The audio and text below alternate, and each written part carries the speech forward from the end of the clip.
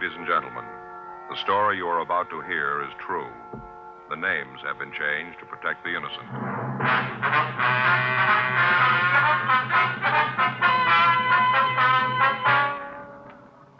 You're a detective sergeant. You're assigned to homicide detail. An elderly woman in your city has disappeared. There's no lead to where she's gone or why she left. Your job, find her. It was Wednesday, July 14th. It was hot in Los Angeles. We were working the day watch out of homicide detail. My partner's Frank Smith. The boss is Captain Lorman. My name's Friday. We were on our way out from the office, and it was 9:47 a.m. when we got to 654 Kenmore Avenue. Yes? Miss Crocker? It's Miss Crocker, but I'm her. Police officer. Oh, yeah, come in. Thank you. This is my partner, Frank Smith. My name's Friday. Oh, How you doing, ma'am? Just sit down there on the couch. Move that Afghan. I was laying down when you got here. Terrible thing. I just know it. Yes, ma'am. If you tell us about it, please. You just bet I will. First off, can I get you something? Maybe a cup of coffee, a little piece of cinnamon toast? No, thank you, ma'am. Okay. You change your mind, you just let me know. Yes, we will. Now, if you just tell us about Miss Gillespie, please. I hope if anything ever happens to me, I get this kind of service. Yes, ma'am. Are you a friend of Mrs. Gillespie? Her best. That's why I know something's happened to her. Uh-huh. She wouldn't just take off like this without telling me. Matter of fact, she didn't tell nobody. Just all of a sudden, she was gone. All right, if you'd start right at the beginning and just tell us the whole story, please. Well, Bertha Gillespie and me been friends for years. I see. Her and me been friends for years, ever since her husband died and she opened up the tea cozy. That's the little tea shop she has. Yeah. Nice place. She's done real good with it. All the ladies in the neighborhood were down there for afternoon tea. Served those little tiny cake rolls with a pot of tea. Ladies' fingers, you know. Yes, ma'am. Well, a couple of days ago, I went down there to see Bertha. You know what day that was? I say, do you know the exact date? Oh, now, let's see. This is Wednesday. I guess it must have been Saturday. Yes, that's it, Saturday. All right, would you like to go ahead, please? Well, I went down to the tea cozy, and there was a sign right on the door telling how Bertha was sick and she'd gone away for a couple of days. Was she in poor health? Bertha? Yes, ma'am. Bertha was as strong as an ox. Nothing wrong with her. Besides that, I saw her only Friday night. She didn't say nothing to me about being sick, not a word. I see. That's what made me figure that there was something wrong. For the past 10 years, if there was anything on Bertha's mind, she told me about it. You just bet she did. Well, isn't it possible that she just used the pretended illness as an excuse? That she just went away on a trip, maybe? Oh, Bertha wouldn't do that. Why do you say that? Well, because she just wouldn't do it. Not with Saturday coming up. There isn't anything in the world that could make Bertha leave. Well, what's happening Saturday? Scrabble. Beg pardon? Scrabble. You know, the word game. Oh, yeah. Yeah, I know what you mean. Well, the ladies in the neighborhood have a sort of club. We meet down at the cozy and play our tournaments. Bertha's the champion. Hasn't been anybody that can beat her real good. You know, not regular. Yes, ma'am. That's why she wouldn't leave. This Saturday was her first big match outside the club. A woman from West Los Angeles was coming out here to challenge her. Bertha's been in training all week. But she wouldn't just walk out on the match. I'm telling you, officers, there's something wrong. Well, has Mrs. Gillespie any relatives here in Los Angeles? No. No, she's got some people back east. Mississippi, I think. Possible she might have left to go see them? I told you. Not with the big match coming on. Ain't nothing in the world that could keep Bertha from playing in that. Nothing, and you believe it. Yes, ma'am. Does she have any men friends? Well, you mean romantic? Yes. Well, there's Chester, but that's not what I'd call a real romance. Bertha'd go out to the movies with him once in a while. Maybe he'd come over to the tea cozy of an evening, and they'd sit there and watch the television. But there'd always be somebody else there, mostly me. No, you couldn't say that it was any kind of a romance with Chester. You have his address? You going to talk to him? Yes, we'll have it. It won't do you any good. I already did. He don't know where Bertha is. If you'll just give us the phone number of this Chester, we'll check on your friend. Yeah, you check. You'll find out what I said is true. Yes, ma'am. I think somebody done Bertha in. She wouldn't just take off like this without telling me. Well, now, ma'am, did she have any enemies in the neighborhood? Anybody that you think might want to do her harm? No, not a soul, not a single one. Isn't anyone who didn't like her. Well, maybe Mrs. Ruman didn't care much for her, but I think that was kind of a jealous thing. What do you mean? Scrabble. What was that? Mrs. Ruman, Helen. She thought she could play the game. Then when she challenged Bertha to a match, well, Well, it was pretty terrible. 4:57 to 2:14. Helen was pretty upset. She tried to make out like she was a good loser, kind of smiled and laughed. But I could tell. He didn't like being skunked. Yes, ma'am. Can you think of any reason why anyone would want to harm Miss Gillespie? Well, not right off unless it was for money. What? Last time I saw her, she was carrying a lot of cash money around with her. Yeah. $2,500.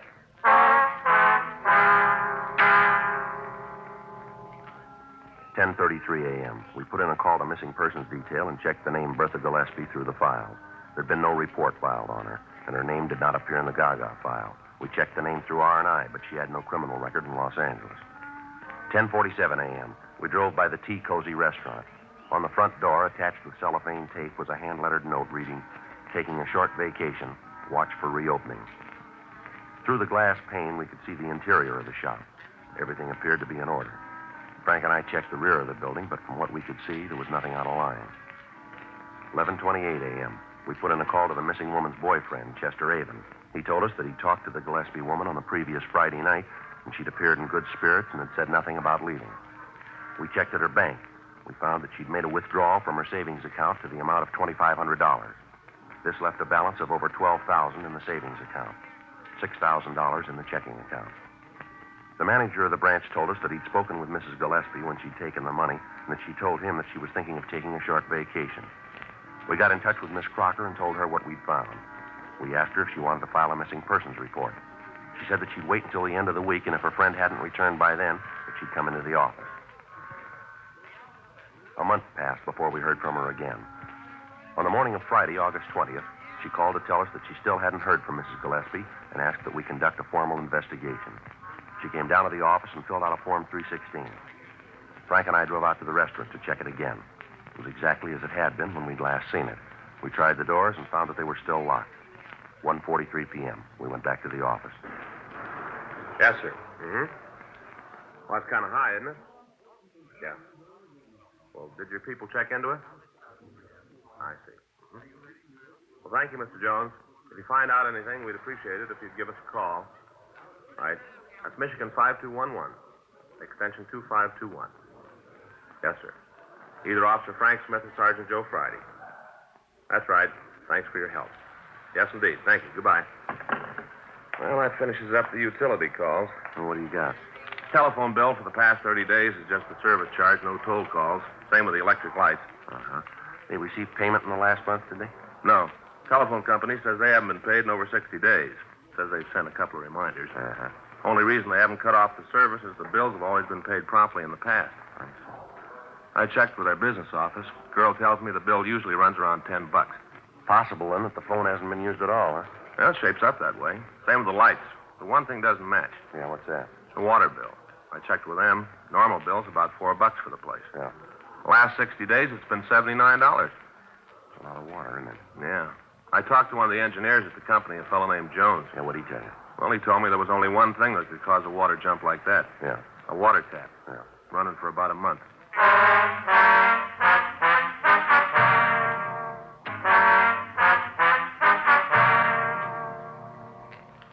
2:06 p.m. We called the bank where Mrs. Gillespie had her accounts. The head cashier told us that since the date she'd withdrawn the $2,500, there'd been no deposits or withdrawals made. We telephoned the missing woman's friend, Mrs. Winifred Crocker. From her, we got the name and address of the owner of the building where the Tea Cozy restaurant was located.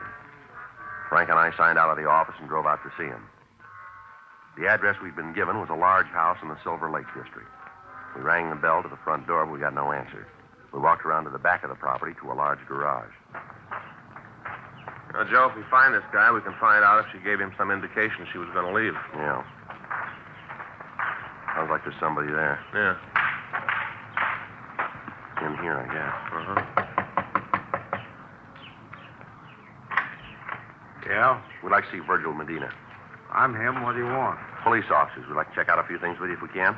What about?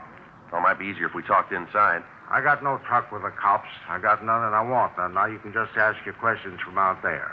All right, sir. That's the way you want it. Well, that's the way it's going to be. Now get your questions asked and go about your business. You own a building located at 687 Kenmore Avenue? Why? Look, Mr. Medina, we're trying to conduct an investigation. We'd like to have your cooperation. If you don't want to talk here, we can go downtown. I own the building. Why? You have a tenant named Bertha Gillespie? Yes. Why? When did you see her last? Well, about a month ago, at least that. Do you remember the exact date? I don't know. It's a long time ago. What's all this about Bertha anyway? What are all these questions? You got something you want to know about her? Go ask her yourself. Anything I can tell you that she can't, go talk to her. Leave me alone. Where'd you see her last? Down at the restaurant. What time of day? It was nighttime. Would you try to remember what date it was? It's pretty important. Wait a minute. I'll try to figure. See, I guess it must have been on a Saturday night. Yes, I'd say it was Saturday, the 10th of July. Do you have any way of being sure that that's the date? Now, look, you come around here asking questions, and I've given you an answer. You can take it or leave it. I got no way of being sure. That's the day I think I saw her last. She seem in good spirits? What do you mean by that? Well, sir, was she happy or was there something worrying her? Well, she seemed happy to me. I didn't pay a lot of attention. What are you cops trying to find out? You come right out and tell me what you want, and maybe I'll have the answer. But I haven't got time to stand around and waste time with you. Now, you tell me why you're asking these questions, or you can leave. Mrs. Gillespie's been reported missing. We're trying to trace it. Well, who done that? Who says she's missing? Well, that's not the important point here. We got the report. We've got to check it out. Well, whoever told you that's crazy? If Bertha's gone, there's a good reason for it. I guess she just finally got fed up and left town. What do you mean? She made a mint of money from that place. Regular mint.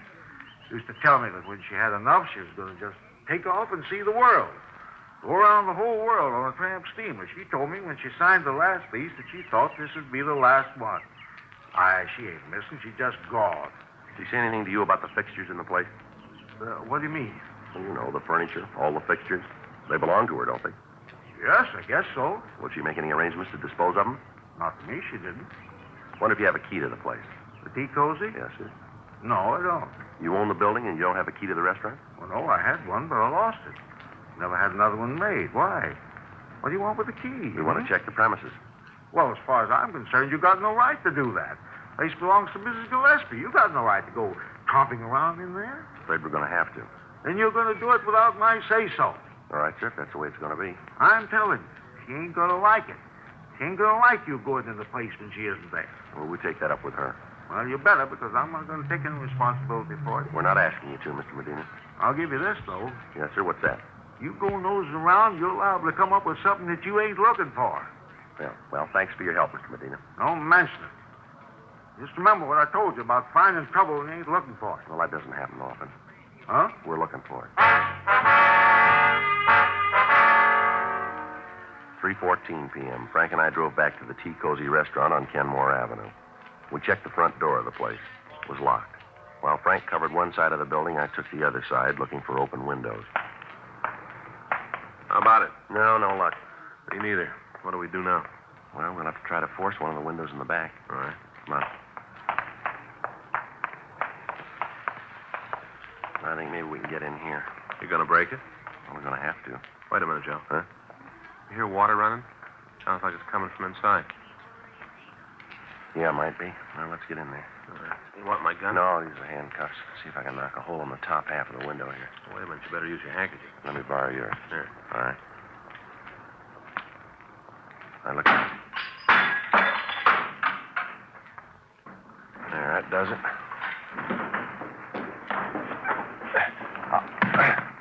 I'll go in and open the door. Yeah. I'll meet you out in front. Right.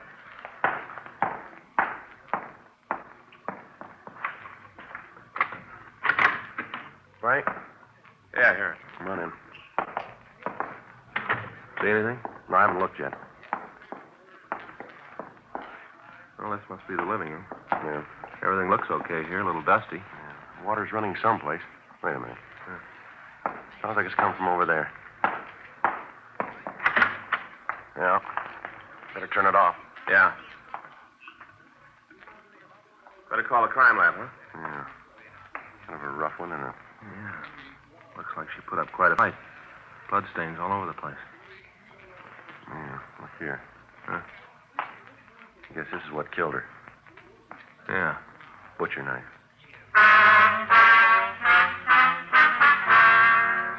B.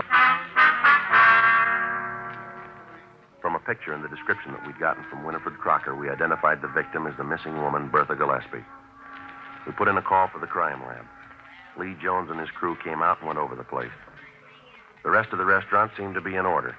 There was no sign of a struggle of any kind except in the bathroom where the body had been found. The murder weapon, the butcher knife, was dusted for prints, as was the rest of the restaurant, but the partials that the crime lab came up with were worthless for classification. They would be sufficient, however, for comparison if we caught the killer. A search of the personal effects of the dead woman revealed no further information to aid us in apprehending her killer. The $2,500 that she was known to have had when she was last seen was missing. 6:21, the men from the crime lab finished their investigation on the scene, and the coroner's office was called. They came out and removed the body. They also locked the door and affixed the coroner's seal. 6:45 p.m. Frank and I got back to our car to go down to the office. All right, let's go, Frank. Yeah. Hey, wait a minute. Hold it, Frank. Huh? Oh, it's a little kid. You guys the cops? Yeah, son, what's the matter? A lot of excitement around here, huh? Yeah, that's right. Something we can do for you? No, I figured maybe there's something I can do for you. What do you mean? You know who did the murder yet? Well, why do you say it was a murder, son? I know who did it.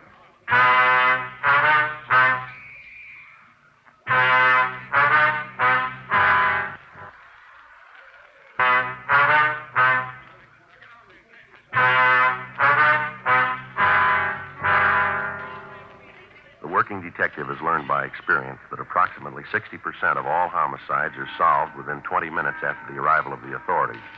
Two things are necessary in establishing the identity of a killer: motive and opportunity. In the present instance, we had the motive. $2,500 that the dead woman had withdrawn from her account was missing. However, a month had passed between the time the actual murder had taken place and it had been discovered. Ample time for the killer to cover his tracks. Now, before we could leave the scene, we had a witness who stated that he could name the killer for us. We asked the boy to get into the back seat of the police car while Frank and I questioned him. What's your name, son? Good, Eric. Kids always call me Gordy. Uh-huh. How old are you? 7. Now, what's all this about you being able to tell us who killed Mrs. Gillespie? I can. Well, who was it? Mr. Medina? You mean the man who owns the building? Yeah, that's who I mean. Well, that's a pretty serious charge, Gordon. Do you have any way to prove that? Guess I really can't prove it, but I know it's true. Well, how do you know? I just know, that's all. I seen him there. I just seen him going in and out. Well, when was this? 3 weeks ago, maybe a month. But he used to go in and out all the time. Argue with Mrs. Gillespie. What do you mean by argument? Well, Mr. Medina screamed at Mrs. Gillespie. Will you ever hear any of these arguments, son? Sure. My mother's a friend of Mr. Gillespie. We just live a couple blocks away on Dewey Street.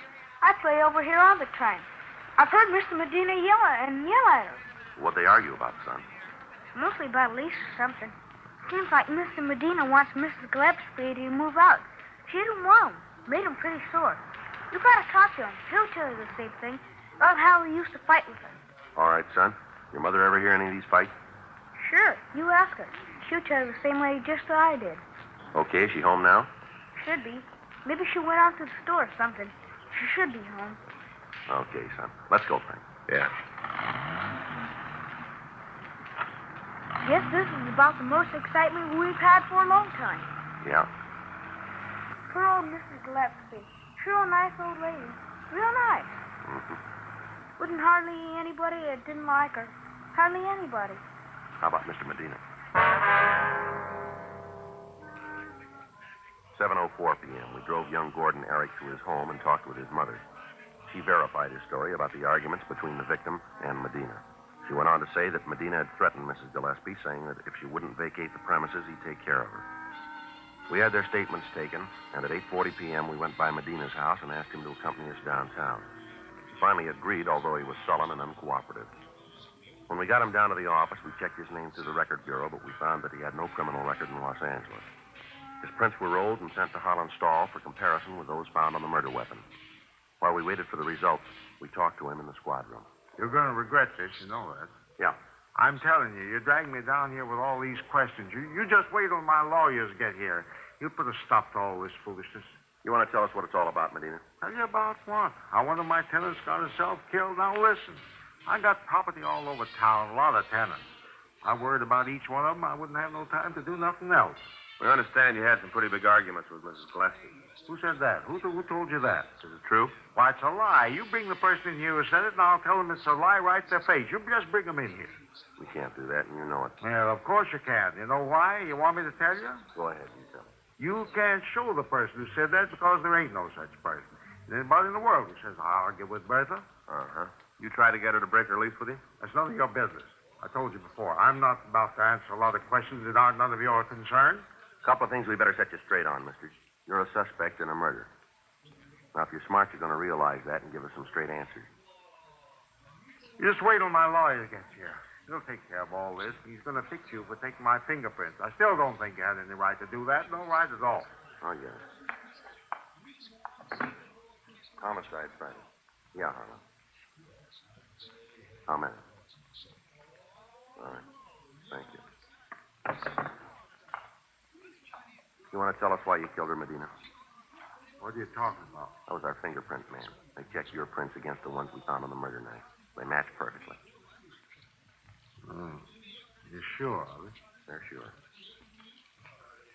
All right. I didn't mean to do it.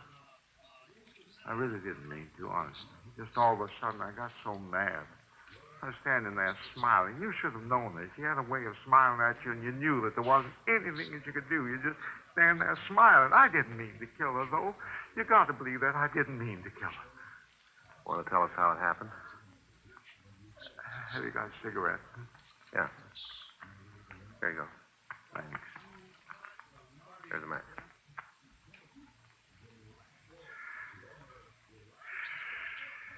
I had a chance to lease the place to some other people. More money. I tried to get her out. Go ahead. I tried to talk to her. I tried to get her to retire. She had enough money. She didn't ever have to worry. All I wanted to do was to get out. But she wouldn't. She said I'd signed a lease with her and she was going to keep it. How much difference was there between what she was paying and what the new people were going to give you? $50 a month. You killed her for that? Oh, yeah, you don't understand. You got to try. Now, really, this is important. If you knew Bertha, you'd know why I did it. You see, I went to her. I told her that I'd give her a lease on another piece of property. I'd give it to her at less money. I was trying to be fair. You can see that. I wanted to be fair. Mm-hmm. Well, that Saturday night, I decided to have it out with her. I went over to talk, tried to convince her. But she wouldn't listen. She just wouldn't listen. I tried everything to make her listen, but she wouldn't. She just stood there and told me that she had the lease and that she was going to keep it. She just stood there with that superior smile of hers, like she knew it all. Makes you want to hit her as hard as you could. If you knew her, you'd see what I mean. You'd see. Did you take the money? Yes. I don't know why I did that. Just all of a sudden, I got so mad at her, I picked up the knife, and I killed her. I didn't mean to, honest, I didn't. As soon as I saw her, I was sorry. I was real sorry. Yeah. Did you turn that water on? Well, I guess so. You see, I don't remember too good. I washed my hands after I'd killed her. I remember that. I guess I did leave the water on. I guess I did, yeah. All right. Do you want to get the stenographer, Frank? Sure. Thanks.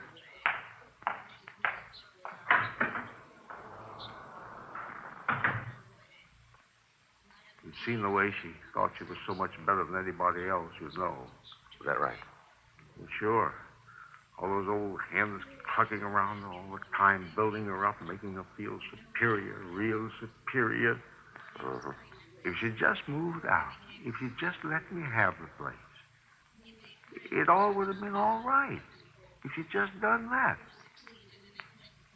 That's a lot of money, you know. $50 a month. That's what I stood to make on the deal. Yeah. It was worth it, don't you think? $50 a month without turning a hand?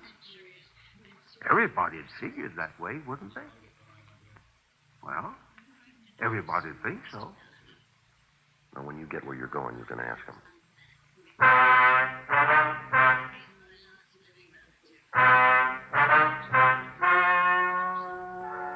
The story you have just heard is true.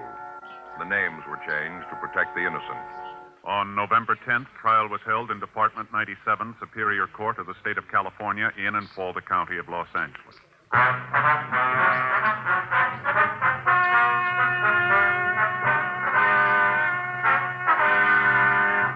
Virgil Emil Medina was tried and convicted of murder in the second degree and received sentence as prescribed by law. Murder in the second degree is punishable by imprisonment in the state penitentiary for a period of from 5 years to life.